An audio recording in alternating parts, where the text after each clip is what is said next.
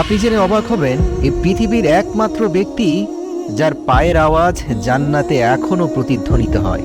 আল্লাহর রাসূল সাল্লাল্লাহু আলাইহি ওয়াসাল্লাম বলেন, হে আমার সাহাবীরা, আমি মেরাজের রাত্রিতে বোরাক দিয়ে যখন জান্নাতের উপর দিয়ে উড়ে যাচ্ছিলাম, তখন তোমাদের মধ্য থেকে নিগৃহীত এক গোলামের পায়ের আওয়াজ শুনতে পেলাম। তখন আল্লাহর রাসূল এমন একজন ব্যক্তির নাম নিলেন, যে ছিল একজন গোলাম, গায়ের রং কালো, অত্যাচারিত, নিরীহ, নিপীড়িত। সকল সাহাবীরা অবাক হয়ে গেল। তারা বলল, ইয়া রাসূলুল্লাহ, এই ব্যক্তির পায়ের আওয়াজ জান্নাতে কেন প্রতিধ্বনিত হবে? তখন আল্লাহর রাসূল বললেন, হ্যাঁ, এটা আমার কথা নয়, এটা সরাসরি জিবরাইল আমিন আমাকে বলেছেন, এটা আল্লাহর নির্দেশ। প্রিয় দর্শক, আপনাদের জানিয়ে রাখি, উমাইয়া ইবনে খালফ ছিলেন মক্কার নেতাদের মধ্য হতে একজন গুরুত্বপূর্ণ এবং প্রভাবশালী নেতা। বলা যেতে পারে কুফর ও শিরকের এক শ্রেষ্ঠ উদাহরণ এই ব্যক্তি। তৎকালীন সময়ে তাকে বলা হতো মুসলমানদের জন্য এক জীবন্ত শয়তান। একদিন সে জানতে পারল যে তার এক দাস মূর্তি পূজা করতে অস্বীকার করছে এবং অন্য কাউকে নিজের মাবুদ বানিয়েছে।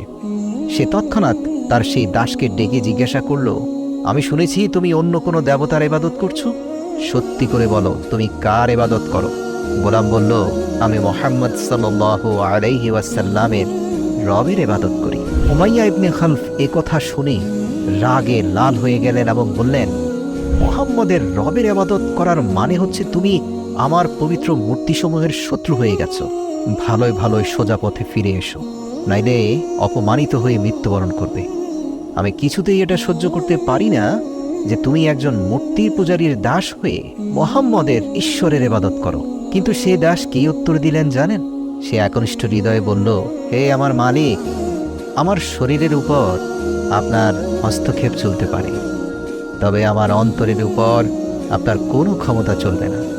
আমি আমার হৃদয় এবং আমি আমার প্রাণ মুহাম্মদ এবং তার আল্লাহর জন্য সঁপে দিয়েছি।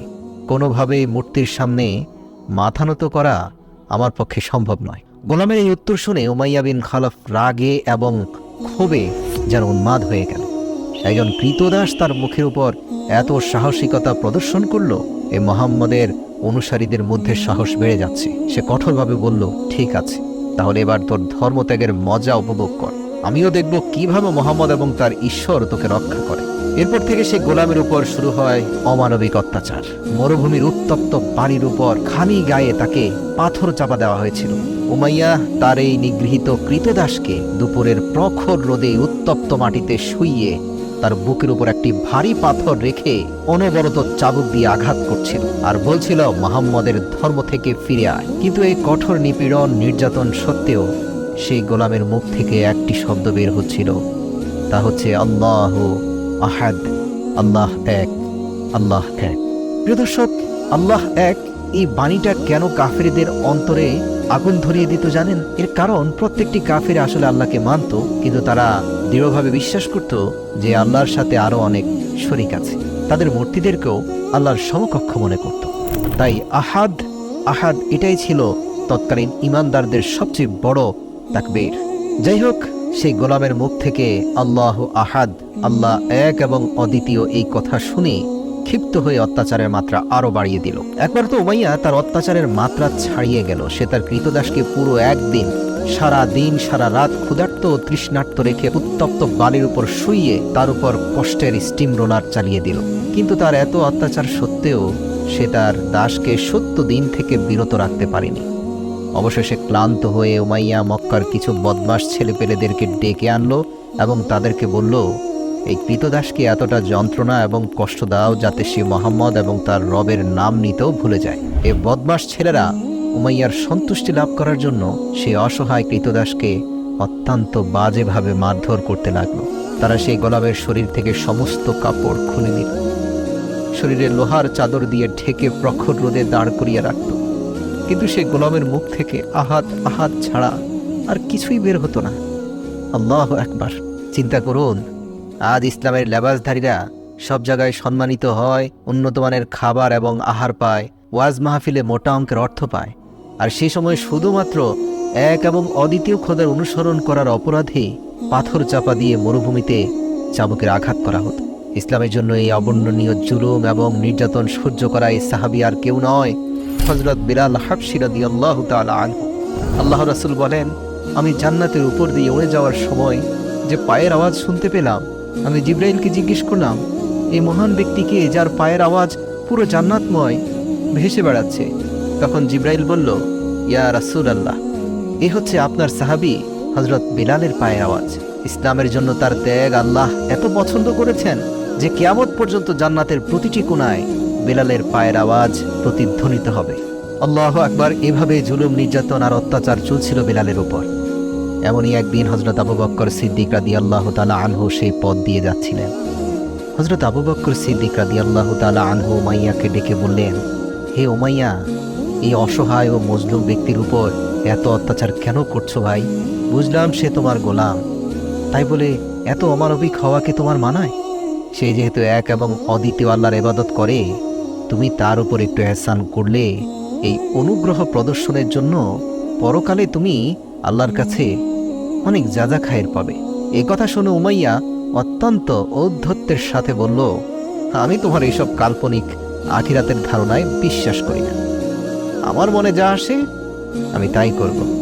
হযরত আবু বকর সিদ্দিক রাদিয়াল্লাহু তাআলা আনহু এই উত্তর শুনে খুবই ব্যথিত হলেন। কিন্তু তারপরও হযরত আবু বকর সিদ্দিক রাদিয়াল্লাহু তাআলা আনহু তাকে বুঝিয়ে বলতে লাগলেন, ভাই, এই অসহায়টি মানুষের উপর আর অমানবিক জুলুম নির্যাতন করো না। উমাইয়া আবু বকরের এই অনবরত অনুরোধ শুনে বিরক্ত হয়ে বললেন, তুমি যদি এই গোলামের প্রতি এতই সহানুভূতিশীল হও, তাহলে এই মক্কার সর্বশ্রেষ্ঠ গোলাম ফাস্তাগ রুমিকে আমার হাতে দিয়ে দাও, আর আমার এই নিকৃষ্ট গোলামকে নিয়ে নাও। প্রিয় দর্শক, একটা কথা বলি, মক্কার সবচেয়ে শক্তিশালী এবং সাহসী গোলামের নাম ছিল ফাস্তাগ রুমি। সেই গোলামের মালিক ছিল হযরত আবু বকর রাদিয়াল্লাহু তাআলা আনহু। উমাইয়ার ধারণা ছিল এই প্রস্তাবে আবু বকর কখনোই রাজি হবে না, কারণ দেখতে শুনতে কালো, নিগৃহীত, দুর্বল বেলালের বিনিময়ে আবু বকর কখনোই তার গোলাম ফাস্তাগ রুমিকে দেবে না। কিন্তু আবু বকর রাদিয়াল্লাহু তাআলা আনহু উমাইয়াকে অবাক করে দিয়ে সাথে সাথে রাজি হয়ে গেলেন। যেখানে উমাইয়ার ধারণা ছিল যে ফাস্তাগ একজন অত্যন্ত বরকতময় এবং সাহসী শক্তিশালী গোলাম, যার দাম বেলালের থেকে কয়েক গুণ বেশি, যে বিনিময়ে কখনোই আবু বকর রাজি হবে না, সেখানে আবু বকর এত সহজে রাজি হয়ে গেল। সঙ্গে সঙ্গে উমাইয়া নিজের ঘোল পাল্টে ফেলল এবং বলল, ঠিক আছে, শুধু তোমার ওই ফাস্তাগ রুমিকে দিলেই হবে না, সাথে 40 উকিয়া রৌপ্যও দিতে হবে। হযরত আবু বকর সিদ্দিক রাদিয়াল্লাহু তাআলা আনহু বললেন, হ্যাঁ দেব, তবে শর্ত হচ্ছে এই মুহূর্ত থেকে আর একটি আঘাতও তুমি বেলালের গায়ে করতে পারবে না। উমাইয়া রাজি হয়ে গেল। সে মক্কার সবচেয়ে সাহসী এবং শক্তিশালী গোলামকে পেয়ে গেল, সাথে 40 উকিয়া রৌপ্যও পেল। হযরত বেলাল রাদিয়াল্লাহু তাআলা আনহুকে খরিদ করে আবু বকর রাদিয়াল্লাহু তাআলা আনহু সাথে সাথে রাসূল সাল্লাল্লাহু আলাইহি ওয়াসাল্লামের দরবারে হাজির হয়ে গেলেন। রাসূলুল্লাহ সাল্লাল্লাহু আলাইহি ওয়াসাল্লাম বেলালের এই কথা শুনে অত্যন্ত খুশি হয়ে বললেন, হে আবু বকর, দয়া করে এই নেক কাজে আমাকেও শরীক করো। সিদ্দিকে আকবর রাদিয়াল্লাহু তাআলা আনহু বললেন, হে আল্লাহর রাসূল, আমি ইতিমধ্যে তাকে আল্লাহর রাস্তায় আজাদ করে দিয়েছি। এই কথা শুনে আল্লাহর রাসূলের চোখে পানি এসে গেল। সিদ্দিকে আকবর রাদিয়াল্লাহু তাআলা আনহুর জন্য রহমতের দোয়া করলেন। হাদিসে আছে, পৃথিবীর সকল নবী রাসূলের পরে এই পৃথিবীর যত সাধারণ মানুষ রয়েছে, তাদের সবার আমলকে এক পাল্লায় রেখে আবু বকরের আমল এক পাল্লায় রাখলেও আবু বকরের আমল তাদের থেকেও শ্রেষ্ঠ হবে। হযরত বিলাল রাদিয়াল্লাহু তাআলা আনহু তার জীবনে 28টি বছর গোলাম হিসাবে কাটিয়েছেন। কিন্তু যেহেতু তিনি অত্যন্ত ধার্মিক ও বিশুদ্ধ প্রকৃতির একজন মানুষ ছিলেন, তাই যখন রাসূল সাল্লাল্লাহু আলাইহি ওয়াসাল্লাম তাকে তাওহীদের দাওয়াত দিলেন, হযরত বিলাল রাদিয়াল্লাহু তাআলা আনহু সঙ্গে সঙ্গে ইসলামের দাওয়াত কবুল করলেন। আর এভাবেই তিনি সাবিকুন ওয়াল আউয়ালুনদের পবিত্র দলে যুক্ত হলেন। মুক্তি পাওয়ার পর হযরত বেলাল রাদিয়াল্লাহু তাআলা আনহু সর্বদা মহানবী সাল্লাল্লাহু আলাইহি ওয়াসাল্লামের খেদমতে উপস্থিত থাকতেন এবং মনে প্রাণে রাসূল সাল্লাল্লাহু আলাইহি ওয়াসাল্লামকে এতটাই ভালোবাসতেন যে আল্লাহর রাসূলের একটা নির্দেশে প্রাণ দেওয়ার জন্য উদ্গ্রীব হয়ে থাকত বেলাল। হযরত বেলাল রাদিয়াল্লাহু তাআলা আনহু বদর যুদ্ধ থেকে শুরু করে তাবুকের যুদ্ধ পর্যন্ত সকল যুদ্ধে অংশগ্রহণ করেছিলেন। কিন্তু ইসলামের জন্য হযরত বেলালের সর্বশ্রেষ্ঠ খেদমত এবং তার নিজের জন্য সর্বশ্রেষ্ঠ মর্যাদার বিষয় ছিল এটাই যে তিনি ছিলেন ইসলামের প্রথম মুয়াজ্জিন।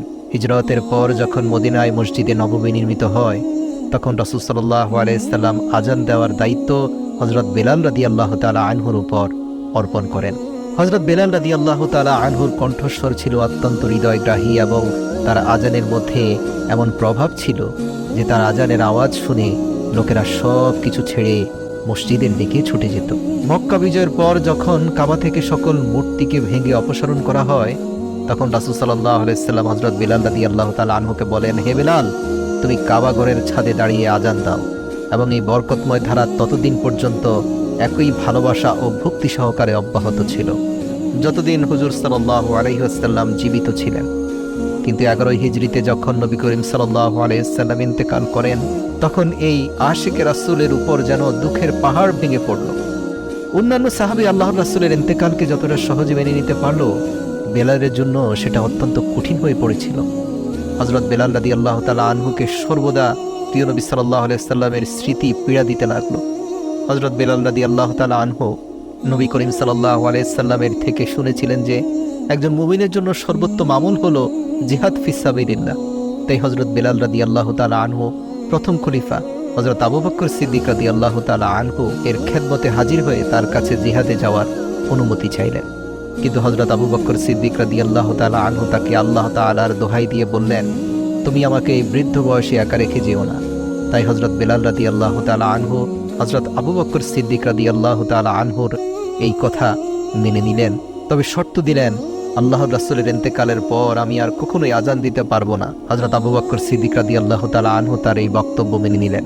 কিন্তু হযরত আবু বকর সিদ্দিক রাদিয়াল্লাহু তাআলা আনহুর খেলাফতের পর দ্বিতীয় খলিফা হযরত ওমর ফারুক রাদিয়াল্লাহু তাআলা আনহুর খেলাফতের সময় যখন তাকে বাইতুল মুকাদ্দাস জয় করার জন্য বর্তমান সিরিয়ায় যেতে হয়েছিল, তখন সেখানে খ্রিস্টানদের সাথে একটি সমঝোতা চুক্তিতে উপনীত হওয়ার পর হযরত ওমর ফারুক রাদিয়াল্লাহু তাআলা আনহু একটি খুতবা দিয়েছিলেন। এবং খুতবার পর তিনি হযরত বিলাল রাদিয়াল্লাহু তাআলা আনহুকে অনুরোধ করলেন, হে বিলাল, আজ যেহেতু আমাদের প্রথম কিবলার মিনারে তাওহীদের পতাকা উত্তোলন হয়েছে, তাই আপনি যদি এই বিশেষ উপলক্ষে আজান দেন তবে আমরা আপনার প্রতি কৃতজ্ঞ থাকব। হযরত বিলাল রাদিয়াল্লাহু তাআলা আনহু যখন আজান দিতে লাগলেন, তখন সাহাবায়ে কেরামের অন্তরে নবীজির স্মৃতি তাজা হয়ে গেল এবং তাদের গায়ের রক্ত দ্রুত গতিতে প্রবাহিত হতে লাগলো। সিরিয়ার অনুষ্ঠানের পর হযরত বিলাল রাদিয়াল্লাহু তাআলা আনহু শামের নিকটবর্তী একটি গ্রামে বসবাস করতে শুরু করেন, কারণ মদিনায় বসবাস করলে এই শহর হযরত বিলাল রাদিয়াল্লাহু তাআলা আনহুকে সর্বদা নবী করিম সাল্লাল্লাহু আলাইহি ওয়াসাল্লামের কথা মনে করিয়ে দিত। কিন্তু একদিন হযরত বিলাল রাদিয়াল্লাহু তাআলা আনহু স্বপ্নে রাসূল সাল্লাল্লাহু আলাইহি ওয়াসাল্লামকে দেখতে পেলেন। স্বপ্নে তিনি দেখতে পান আল্লাহর রাসূল বলছেন, হে বিলাল, তোমার কি এখনো আমার সাথে একটু দেখা করার সময় হয় না? এই স্বপ্ন দেখে কাঁদতে কাঁদতে সেই সিরিয়া থেকে মদিনায় চলে আসলেন হযরত বিলাল রাদিয়াল্লাহু তাআলা আনহু। সেখানে এসে নবীজির রওজার পাশে আল্লাহর দরবারে মুনাজাত তুলে এত কান্নাকাটি করলেন যে উপস্থিত সবার চোখ দিয়ে পানি বের হয়ে গেল। অতঃপর জড়িয়ে ধরলেন আল্লাহর রাসূলের দুই নাতি হাসান এবং হুসাইন। তাদেরকে আদর মোহাব্বত করে এত চুম্বন করলেন যে এক পর্যায়ে বেলালকে সান্ত্বনা দেওয়ার জন্য লোকদেরকে এগিয়ে আসতে হলো। তারপর ফজরের ওয়াক্ত হলে সকলেই অনুরোধ করে, হে বেলাল, আপনার কণ্ঠে অন্তত একটিবারের জন্য আজান শুনতে চাই। এই মদিনার প্রতিটি অলিগলি হাহাকার করছে আপনার সেই কণ্ঠের জন্য। সাহাবীদের অন্তরে শান্তি দেওয়ার জন্য কাঁদতে কাঁদতে সেই আজানের সুর আবার প্রতিধ্বনিত হলো বেলালের কণ্ঠে। সকল সাহাবীদের স্মৃতি আবার তাজা হয়ে গেল। মদিনার মানুষের পাশাপাশি পশু পাখিরাও পর্যন্ত কাঁদতে লাগলো। এ যেন হুজুর সাল্লাল্লাহু আলাইহি ওয়াসাল্লামের সেই যুগ পুনরায় ফিরে এসেছে। এমন বেদনাদায়ক দৃশ্য এর আগে কখনো দেখা যায়নি। হযরত বিলাল হাবশী রাদিয়াল্লাহু তাআলা আনহু 60 বছর বয়সে ইন্তেকাল করেন। তার মাজার সিরিয়ার দামেস্কে অবস্থিত। রাসূলুল্লাহ সাল্লাল্লাহু আলাইহি ওয়াসাল্লামের নিকট হযরত বিলাল রাদিয়াল্লাহু তাআলা আনহুর একটি আলাদা মর্যাদা ছিল। আসুন আমরাও আমাদের জীবনকে বিলালের মতো গঠন করি। সংকটে কখনোই নিজের বিশ্বাস এবং ইসলামিক আদর্শকে বিলীন হতে দেব না। শক্ত করে আঁকড়ে ধরি, যেভাবে কোরআনে আল্লাহ তাআলা বলেছে, তোমরা আল্লাহর রশিকে শক্ত করে আঁকড়ে ধরো।